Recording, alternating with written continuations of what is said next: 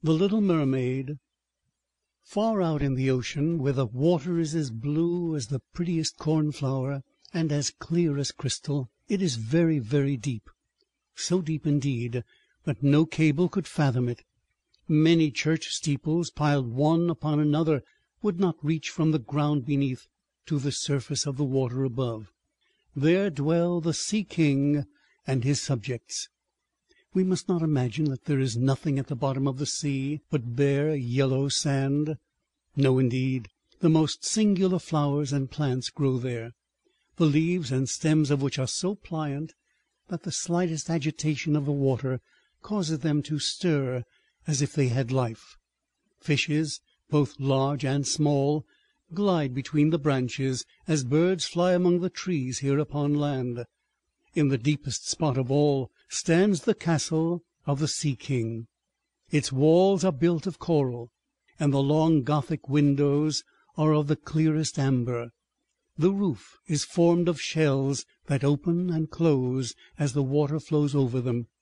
Their appearance is very beautiful, for in each lies a glittering pearl, which would be fit for the diadem of a queen. The Sea King had been a widower for many years, and his aged mother kept house for him. She was a very wise woman, and exceedingly proud of her high birth. On that account she wore 12 oysters on her tail, while others, also of a high rank, were only allowed to wear 6. She was, however, deserving of very great praise, especially for her care of the little sea princesses, her granddaughters. They were 6 beautiful children, but the youngest was the prettiest of them all. Her skin was as clear and delicate as a rose-leaf, and her eyes as blue as the deepest sea. But like all the others, she had no feet, and her body ended in a fish's tail. All day long they played in the great halls of the castle, or among the living flowers that grew out of the walls. The large amber windows were open, and the fish swam in, just as the swallows fly into our houses when we open the windows, excepting that the fishes swam up to the princesses, ate out of their hands, and allowed themselves to be stroked. Outside the castle there was a beautiful garden, in which grew bright red and dark blue flowers, and blossoms like flames of fire. The fruit glittered like gold, and the leaves and stems waved to and fro continually.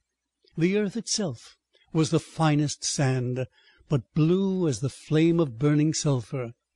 Over everything lay a peculiar blue radiance, as if it were surrounded by the air from above, through which the blue sky shone, instead of the dark depths of the sea. In calm weather the sun could be seen looking like a purple flower, with the light streaming from the calyx. Each of the young princesses had a little plot of ground in the garden where she might dig and plant as she pleased. One arranged her flower-bed into the form of a whale. Another thought it better to make hers like the figure of a little mermaid. But that of the youngest was round like the sun, and contained flowers as red as his rays at sunset. She was a strange child, quiet and thoughtful, and while her sisters would be delighted with the wonderful things which they obtained from the wrecks of vessels, she cared for nothing but her pretty red flowers, like the sun, excepting a beautiful marble statue. It was the representation of a handsome boy, carved out of pure white stone, which had fallen to the bottom of the sea from a wreck. She planted by the statue a rose-colored weeping willow. It grew splendidly, and very soon hung its fresh branches over the statue almost down to the blue sands. The shadow had a violet tint, and waved to and fro like the branches. It seemed as if the crown of the tree and the root were at play, and trying to kiss each other. Nothing gave her so much pleasure as to hear about the world above the sea. She made her old grandmother tell her all she knew of the ships and of the towns, the people and the animals. To her it seemed most wonderful and beautiful to hear that the flowers of the land should have fragrance, and not those below the sea, that the trees of the forest should be green, and that the fishes among the trees could sing so sweetly that it was quite a pleasure to hear them. Her grandmother called the little birds fishes, or she would not have understood her, for she had never seen birds. "When you have reached your 15th year," said the grandmother, "you will have permission to rise up out of the sea, to sit on the rocks in the moonlight while the great ships are sailing by, and then you will see both forests and towns." In the following year one of the sisters would be 15, but as each was a year younger than the other, the youngest would have to wait 5 years before her turn came to rise up from the bottom of the ocean and see the earth as we do. However, each promised to tell the others what she saw on her first visit, and what she thought the most beautiful, for their grandmother could not tell them enough. There were so many things on which they wanted information. None of them longed so much for her turn to come as the youngest, she who had the longest time to wait, and who was so quiet and thoughtful. Many nights she stood by the open window, looking up through the dark blue water, and watching the fish as they splashed about with their fins and tails. She could see the moon and stars shining faintly, but through the water they looked larger than they do to our eyes. When something like a black cloud passed between her and them, she knew that it was either a whale swimming over her head, or a ship full of human beings who never imagined that a pretty little mermaid was standing beneath them, holding out her white hands towards the keel of their ship. As soon as the eldest was 15, she was allowed to rise to the surface of the ocean. When she came back, she had hundreds of things to talk about, but the most beautiful, she said, was to lie in the moonlight on a sandbank in the quiet sea near the coast, and to gaze on a large town near by, where the lights were twinkling like hundreds of stars, to listen to the sounds of the music, the noise of the carriages, and the voices of human beings, and then to hear the merry bells peal out from the church steeples. And because she could not go near to all those wonderful things, she longed for them more than ever. Oh, did not the youngest sister listen eagerly to all these descriptions! And afterwards, when she stood at the open window, looking up through the dark blue water, she thought of the great city, with all its bustle and noise, and even fancied she could hear the sound of the church bells down in the depths of the sea. In another year the second sister received permission to rise to the surface of the water, and to swim about where she pleased. She rose just as the sun was setting, and this, she said, was the most beautiful sight of all. The whole sky looked like gold, while violet and rose-colored clouds, which she could not describe, floated over her, and still more rapidly than the clouds flew a large flock of wild swans toward the setting sun, looking like a long white veil across the sea. She also swam toward the sun, but it sunk into the waves, and the rosy tints faded from the clouds and from the sea. The third sister's turn followed. She was the boldest of them all, and she swam up a broad river that emptied itself into the sea. On the banks she saw green hills covered with beautiful vines. Palaces and castles peeped out from amid the proud trees of the forest.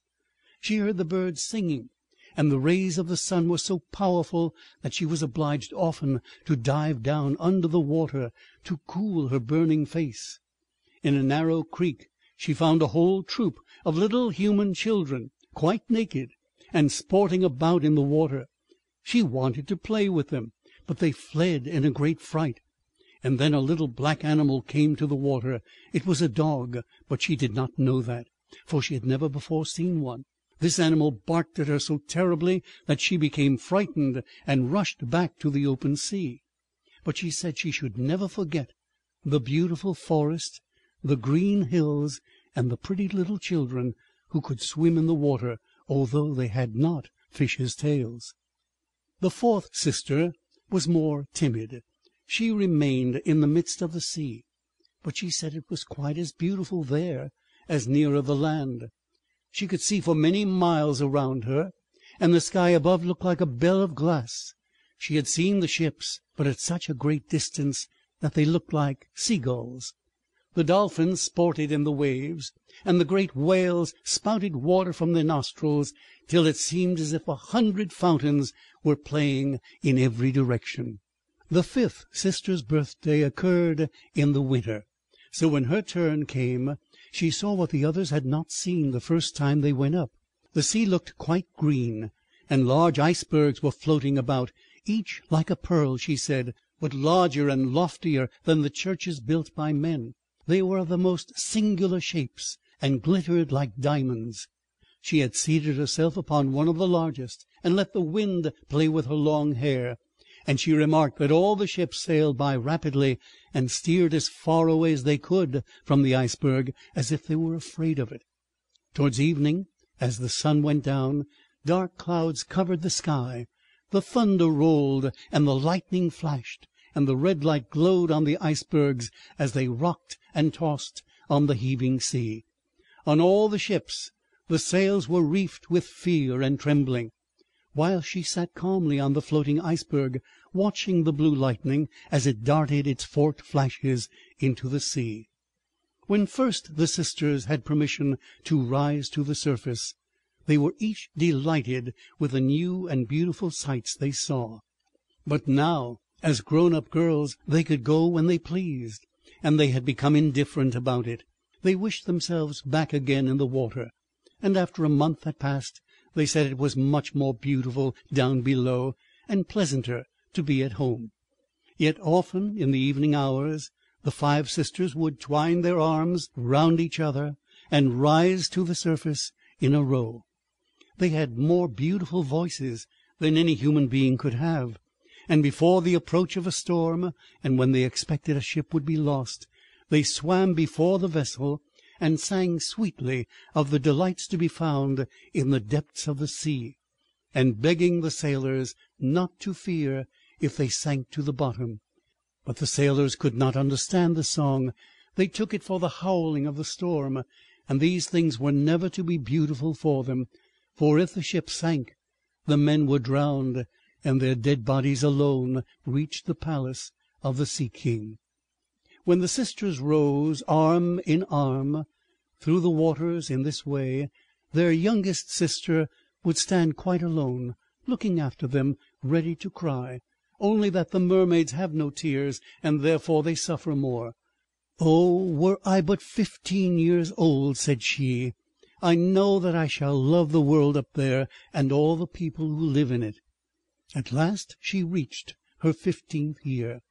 "Well, now you are grown up," said the old dowager, her grandmother, "so you must let me adorn you like your other sisters." And she placed a wreath of white lilies in her hair, and every flower leaf was half a pearl. Then the old lady ordered 8 great oysters to attach themselves to the tail of the princess, to show her high rank.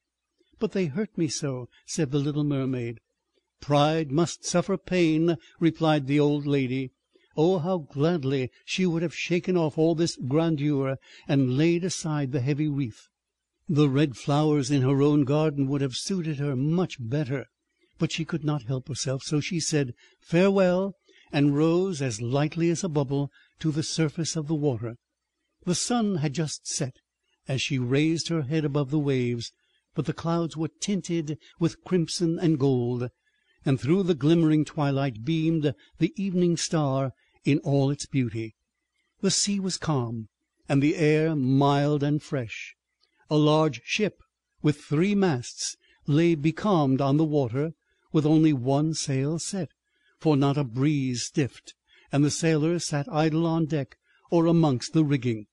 There was music and song on board, and as darkness came on, 100-colored lanterns were lighted, as if the flags of all nations waved in the air.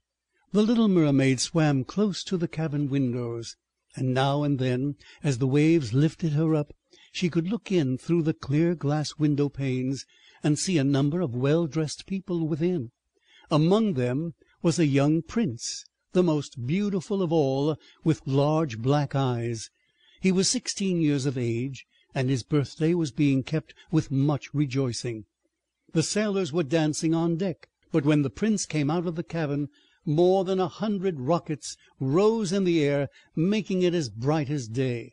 The little mermaid was so startled that she dived under water, and when she again stretched out her head, it appeared as if all the stars of heaven were falling around her. She had never seen such fireworks before. Great suns spurted fire about, splendid fireflies flew into the blue air, and everything was reflected in the clear, calm sea beneath. The ship itself was so brightly illuminated that all the people and even the smallest rope could be distinctly and plainly seen. And how handsome the young prince looked as he pressed the hands of all present and smiled at them, while the music resounded through the clear night air. It was very late, yet the little mermaid could not take her eyes from the ship or from the beautiful prince.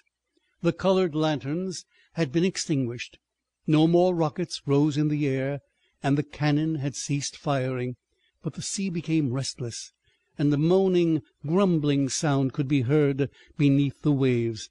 Still the little mermaid remained by the cabin window, rocking up and down on the water, which enabled her to look in. After a while the sails were quickly unfurled, and the noble ship continued her passage. But soon the waves rose higher, heavy clouds darkened the sky, and lightning appeared in the distance. A dreadful storm was approaching. Once more the sails were reefed, and the great ship pursued her flying course over the raging sea. The waves rose mountains high, as if they would have overtopped the mast, but the ship dived like a swan between them, and then rose again on their lofty foaming crests. To the little mermaid this appeared pleasant sport. Not so to the sailors. At length the ship groaned and creaked. The thick planks gave way under the lashing of the sea as it broke over the deck. The mainmast snapped asunder like a reed. The ship lay over on her side, and the water rushed in. The little mermaid now perceived that the crew were in danger.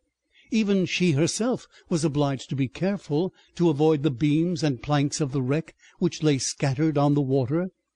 At one moment it was so pitch dark that she could not see a single object, but a flash of lightning revealed the whole scene. She could see every one who had been on board, excepting the prince. When the ship parted, she had seen him sink into the deep waves, and she was glad, for she thought he would now be with her. And then she remembered that human beings could not live in the water, so that when he got down to her father's palace, he would be quite dead. But he must not die. So she swam about among the beams and planks which strewed the surface of the sea, forgetting that they could crush her to pieces. And then she dived deeply under the dark waters, rising and falling with the waves, till at length she managed to reach the young prince, who was fast losing the power of swimming in that stormy sea. His limbs were failing him, his beautiful eyes were closed, and he would have died had not the little mermaid come to his assistance. She held his head above the water, and let the waves drift them where they would. End of Part 1 of The Little Mermaid.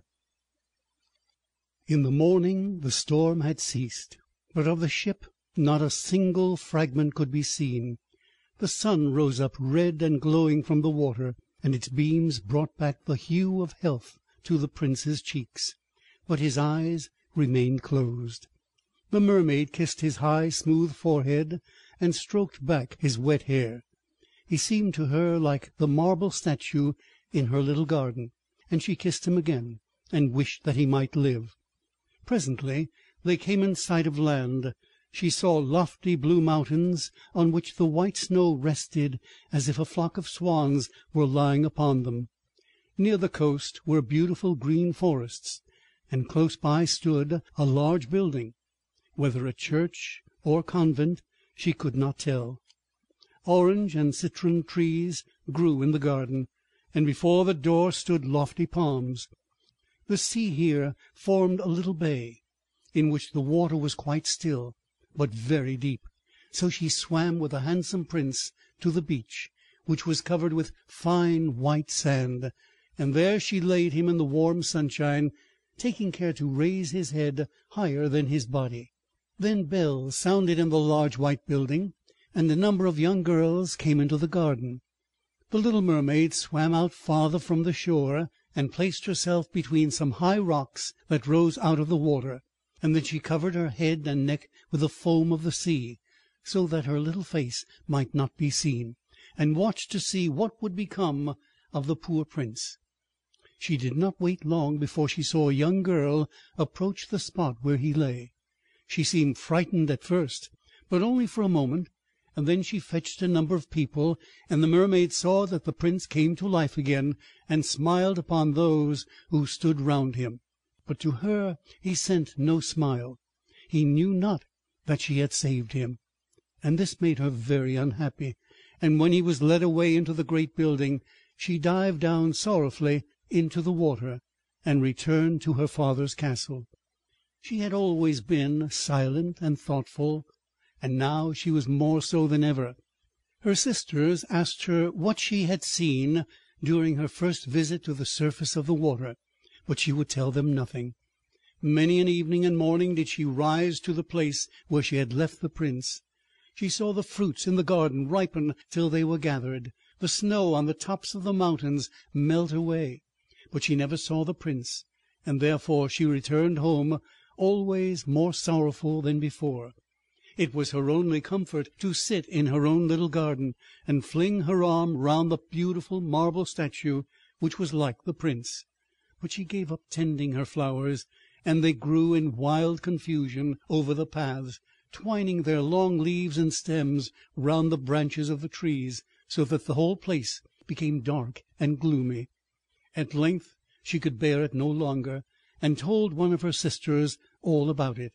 Then the others heard the secret, and very soon it became known to two mermaids, whose intimate friend happened to know who the prince was.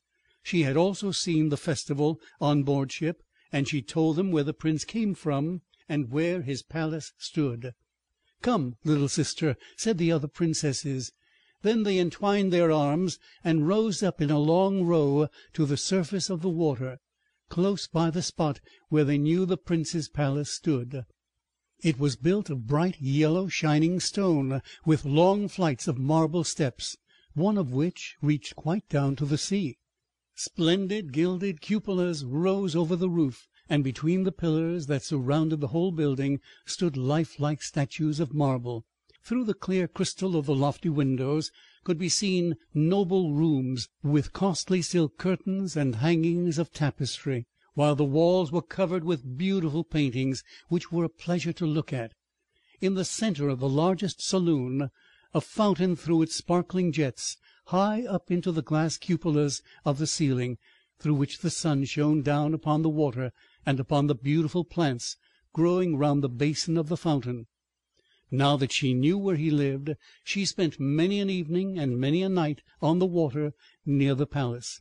She would swim much nearer the shore than any of the others ventured to do.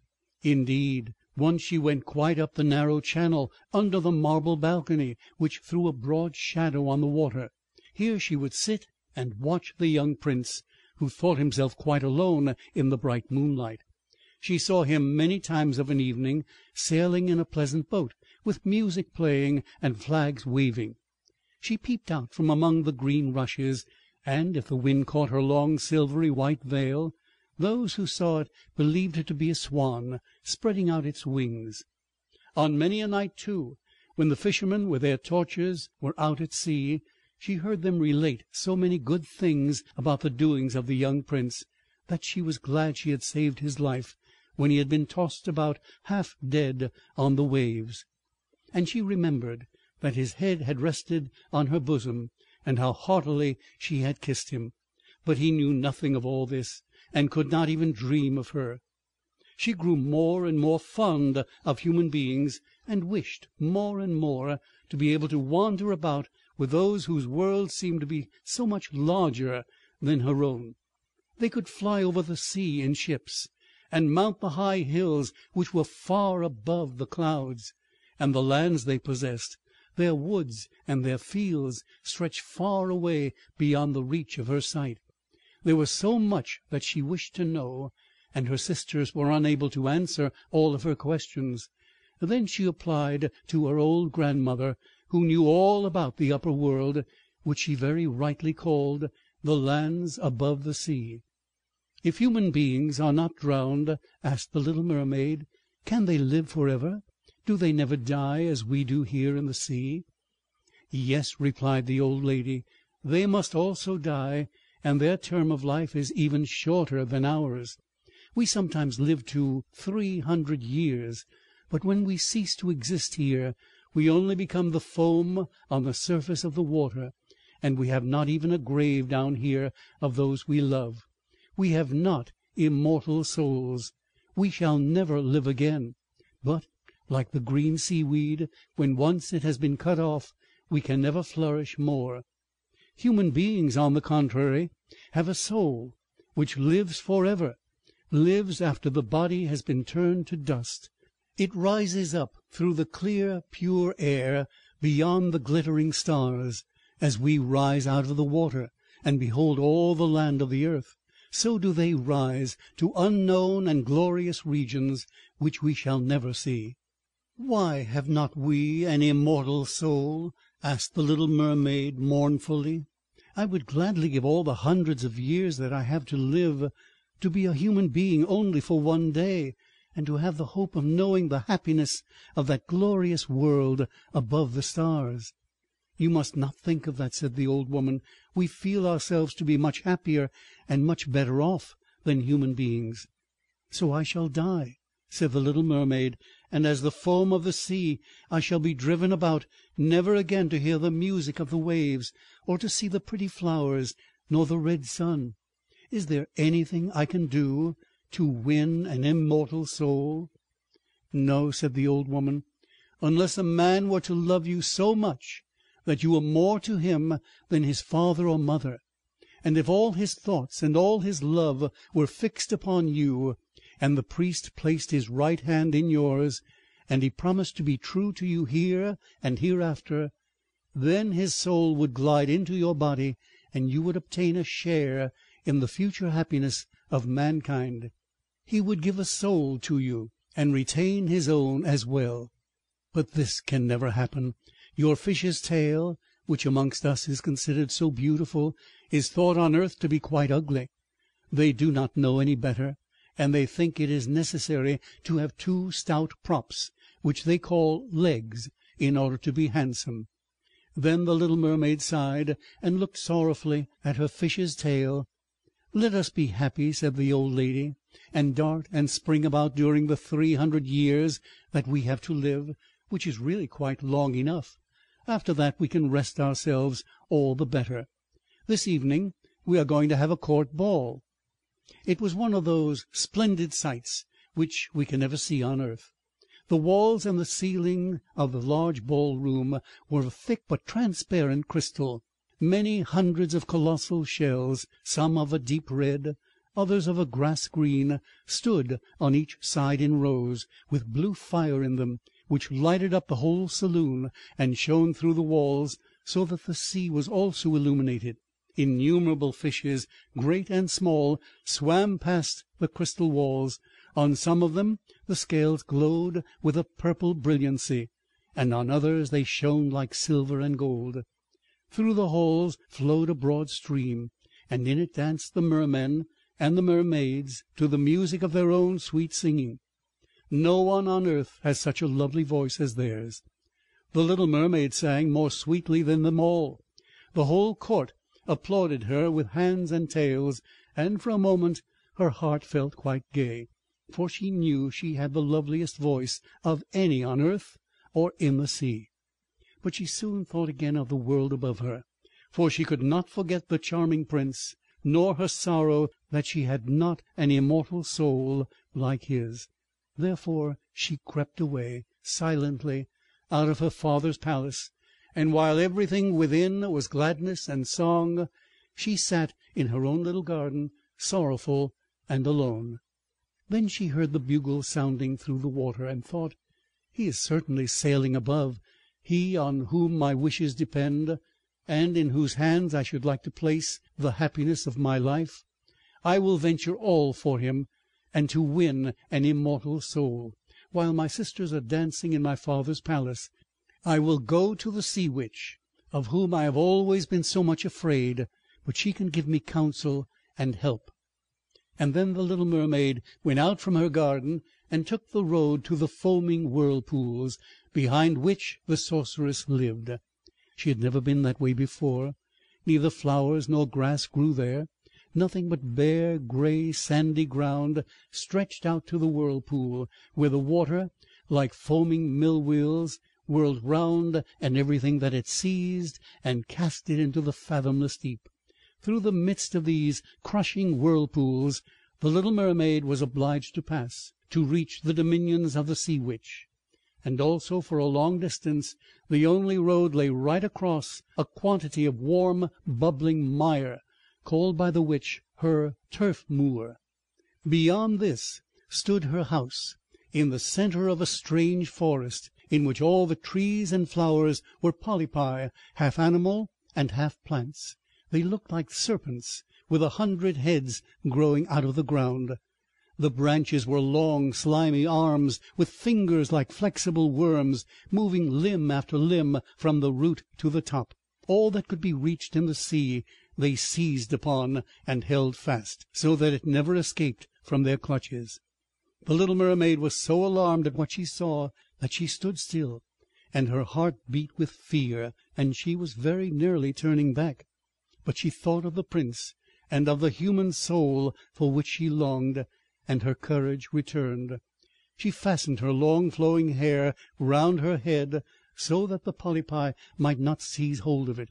She laid her hands together across her bosom, and then she darted forward, as a fish shoots through the water, between the supple arms and fingers of the ugly polypi, which were stretched out on each side of her.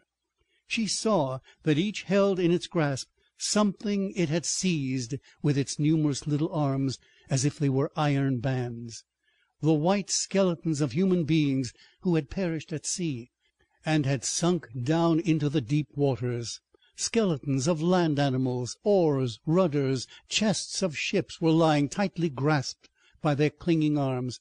Even a little mermaid, whom they had caught and strangled, and this seemed the most shocking of all to the little princess. She now came to a space of marshy ground in the wood, where large fat water snakes were rolling in the mire and showing their ugly drab-coloured bodies. In the midst of this spot stood a house, built with the bones of shipwrecked human beings. There sat the sea witch, allowing a toad to eat from her mouth, just as people sometimes feed a canary with a piece of sugar.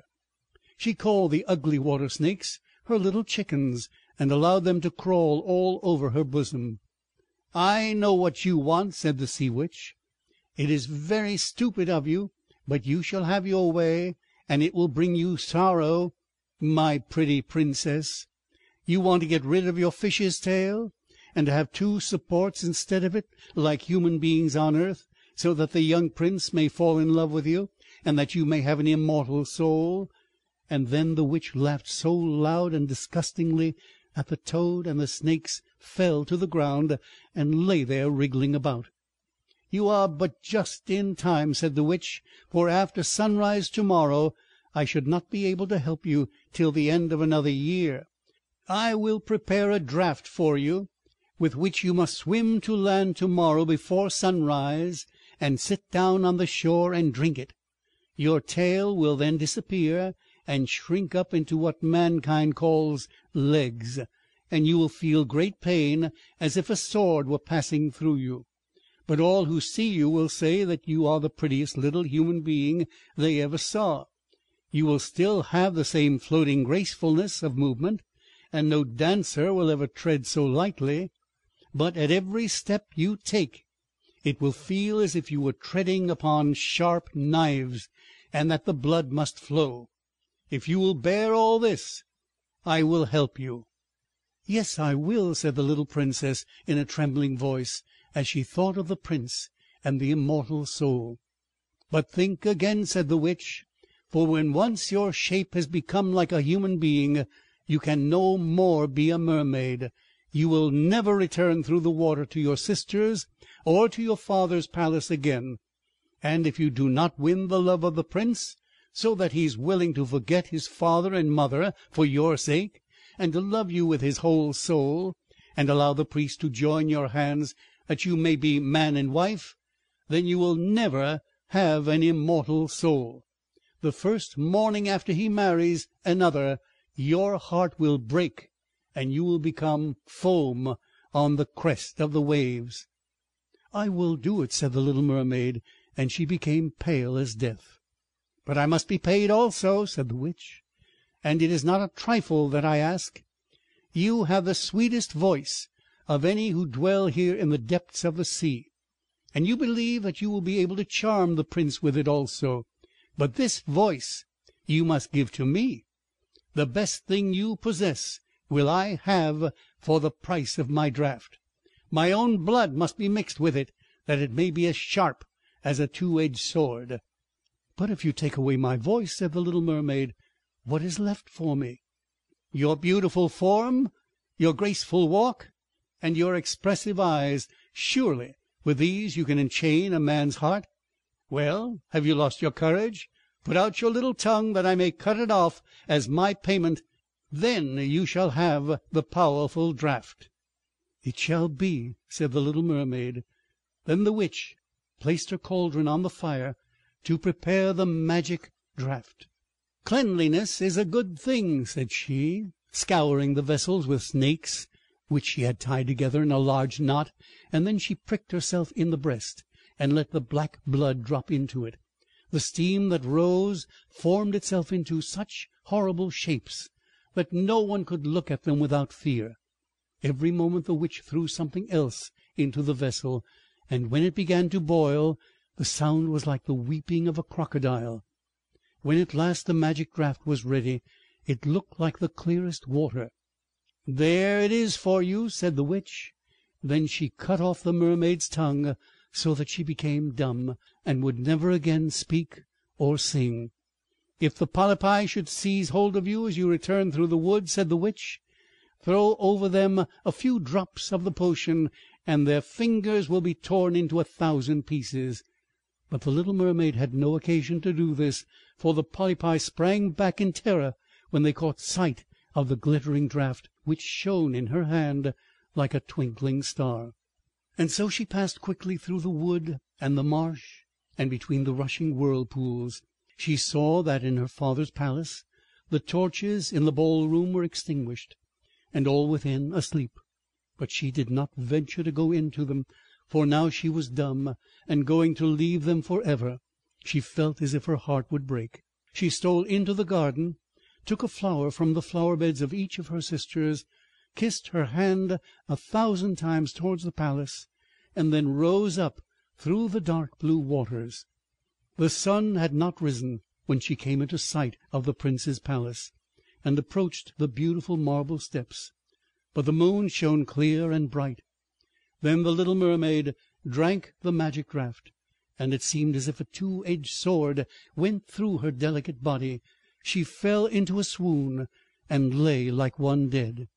When the sun arose and shone over the sea, she recovered, and felt a sharp pain.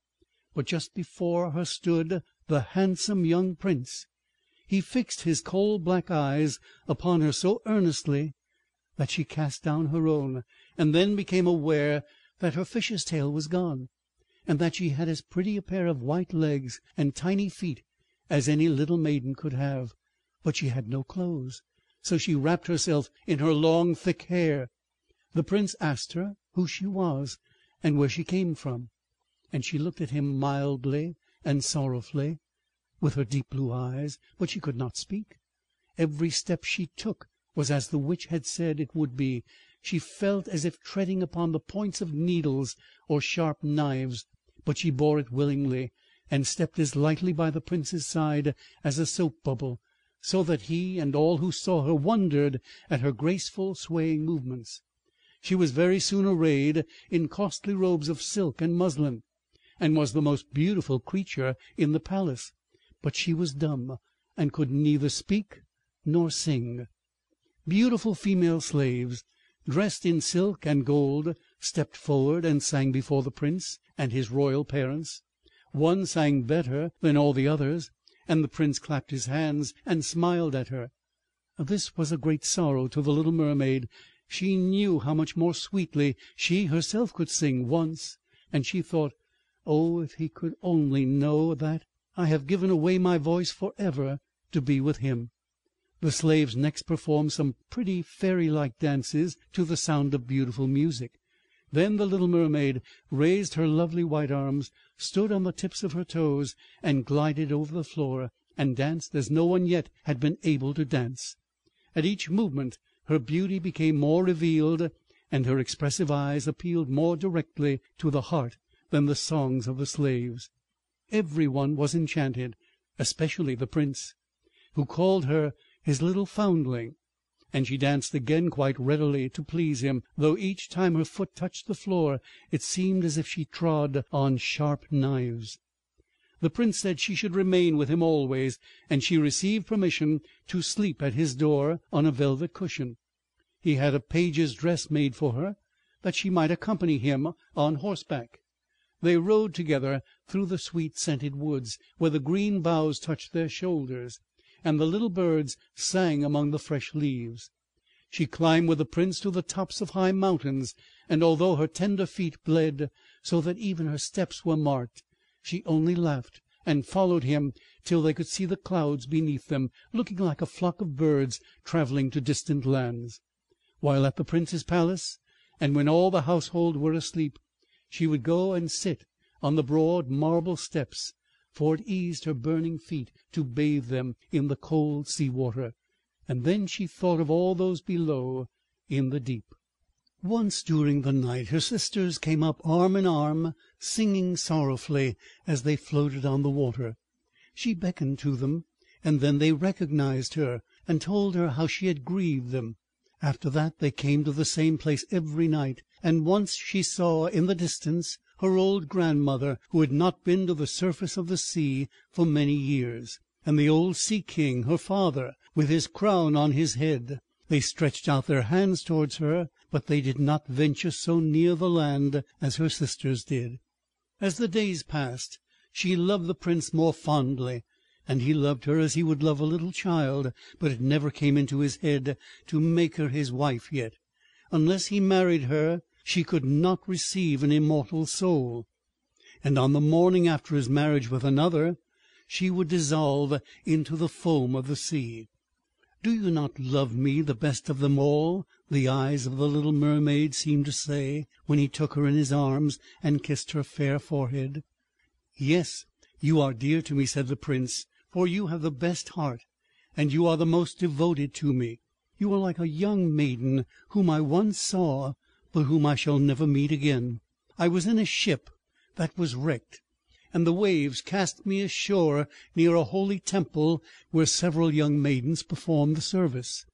The youngest of them found me on the shore and saved my life. I saw her but twice, and she is the only one in the world whom I could love. But you are like her, and you have almost driven her image out of my mind. She belongs to the holy temple, and my good fortune has sent you to me instead of her, and we will never part." "Ah, he knows not that it was I who saved his life," thought the little mermaid. "I carried him over the sea to the wood where the temple stands. I sat beneath the foam and watched till the human beings came to help him. I saw the pretty maiden that he loves better than he loves me." And the mermaid sighed deeply, but she could not shed tears. "He says the maiden belongs to the holy temple, therefore she will never return to the world. They will meet no more, while I am by his side and see him every day. I will take care of him and love him and give up my life for his sake." Very soon it was said that the prince must marry, and that the beautiful daughter of a neighboring king would be his wife. for a fine ship was being fitted out. Although the prince gave out that he merely intended to pay a visit to the king, it was generally supposed that he really went to see his daughter. A great company were to go with him. The little mermaid smiled and shook her head. She knew the prince's thoughts better than any of the others. "I must travel," he said to her. "I must see this beautiful princess. My parents desire it, but they will not oblige me to bring her home as my bride. I cannot love her. She is not like the beautiful maiden in the temple whom you resemble. If I were forced to choose a bride, I would rather choose you, my dumb foundling, with those expressive eyes." And then he kissed her rosy mouth, played with her long waving hair, and laid his head on her heart, while she dreamed of human happiness and an immortal soul. "You are not afraid of the sea, my dumb child," said he, as they stood on the deck of the noble ship which was to carry them to the country of the neighboring king. And then he told her of storm and of calm, of strange fishes in the deep beneath them, and of what the divers had seen there. And she smiled at his descriptions, for she knew better than any one what wonders were at the bottom of the sea. In the moonlight, when all on board were asleep, excepting the man at the helm who was steering, she sat on the deck, gazing down through the clear water. She thought she could distinguish her father's castle, and upon it her aged grandmother, with a silver crown on her head, looking through the rushing tide at the keel of the vessel. Then her sisters came up on the waves and gazed at her mournfully, wringing their white hands. She beckoned to them and smiled, and wanted to tell them how happy and well off she was, but the cabin boy approached, and when her sisters dived down, he thought it was only the foam of the sea which he saw. The next morning the ship sailed into the harbor of a beautiful town belonging to the king whom the prince was going to visit. The church bells were ringing, and from the high towers sounded a flourish of trumpets, and soldiers with flying colors and glittering bayonets lined the rocks through which they passed. Every day was a festival. Balls and entertainments followed one another. But the princess had not yet appeared.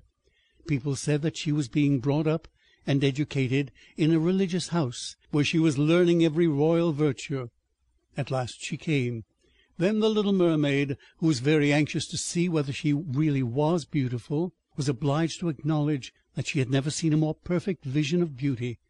Her skin was delicately fair, and beneath her long dark eyelashes her laughing blue eyes shone with truth and purity. "It was you," said the prince, "who saved my life when I lay dead on the beach," and he folded his blushing bride in his arms. "Oh, I am too happy," said he to the little mermaid. "My fondest hopes are all fulfilled.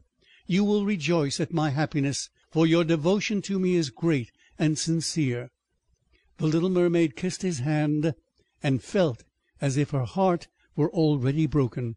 His wedding morning would bring death to her, and she would change into the foam of the sea. All the church bells rung, and the heralds rode about the town proclaiming the betrothal. Perfumed oil was burning in costly silver lamps on every altar. The priests waved the censers, while the bride and bridegroom joined their hands and received the blessing of the bishop. The little mermaid, dressed in silk and gold, held up the bride's train, but her ears heard nothing of the festive music, and her eyes saw not the holy ceremony. She thought of the night of death which was coming to her, and of all she had lost in the world. On the same evening the bride and bridegroom went on board ship. Cannons were roaring, flags waving, and in the center of the ship a costly tent of purple and gold had been erected. It contained elegant couches for the reception of the bridal pair during the night. The ship, with swelling sails and a favorable wind, glided away smoothly and lightly over the calm sea. When it grew dark, a number of colored lamps were lit, and the sailors danced merrily on the deck. The little mermaid could not help thinking of her first rising out of the sea, when she had seen similar festivities and joys, and she joined in the dance, poised herself in the air as a swallow when he pursues his prey, and all present cheered her with wonder. She had never danced so elegantly before. Her tender feet felt as if cut with sharp knives, but she cared not for it. A sharper pang had pierced through her heart. She knew this was the last evening she should ever see the prince, for whom she had forsaken her kindred and her home.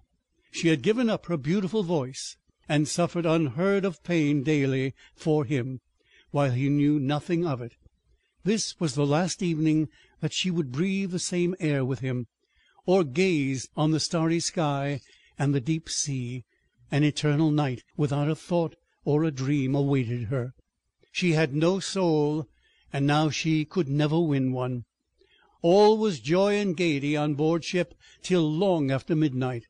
She laughed and danced with the rest, while the thoughts of death were in her heart. The prince kissed his beautiful bride, while she played with his raven hair, till they went arm in arm to rest in the splendid tent. Then all became still on board the ship. The helmsman, alone awake, stood at the helm. The little mermaid leaned her white arms on the edge of the vessel, and looked towards the east for the first blush of morning, for that first ray of dawn would bring her death. She saw her sisters rising out of the flood. They were as pale as herself, but their long beautiful hair waved no more in the wind, and had been cut off. "We have given our hair to the witch," said they, "to obtain help for you, that you may not die tonight. She has given us a knife. Here it is. See, it is very sharp. Before the sun rises, you must plunge it into the heart of the prince.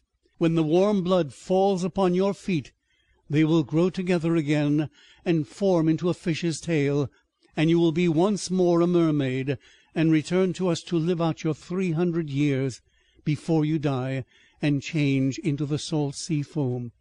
Haste, then, he or you must die before sunrise. Our old grandmother moans so for you that her white hair is falling off from sorrow, as ours fell under the witch's scissors. Kill the prince and come back. Hasten. Do you not see the first red streaks in the sky? In a few minutes the sun will rise, and you must die."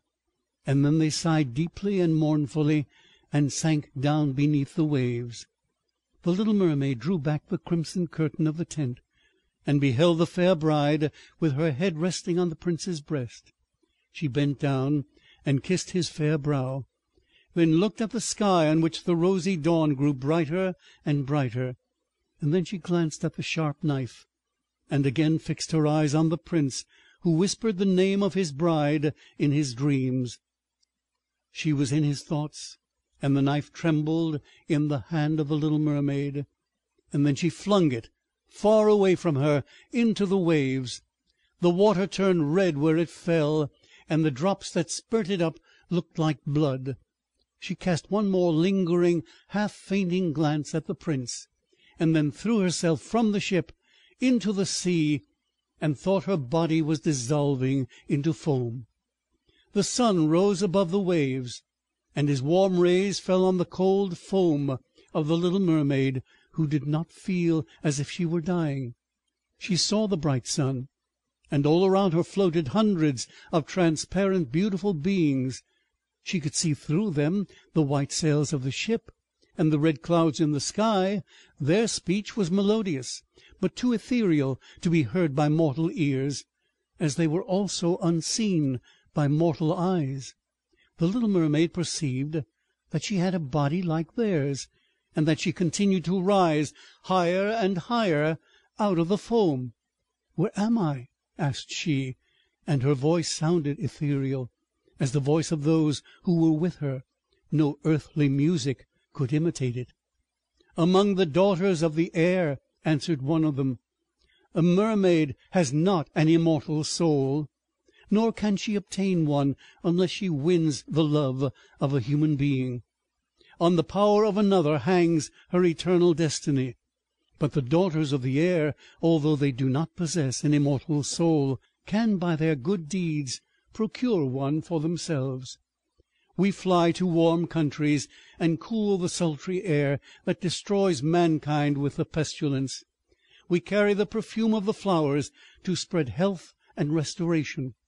After we have striven for 300 years to all the good in our power, we receive an immortal soul, and take part in the happiness of mankind. You, poor little mermaid, have tried with all your whole heart to do as we are doing. You have suffered and endured and raised yourself to the spirit world by your good deeds.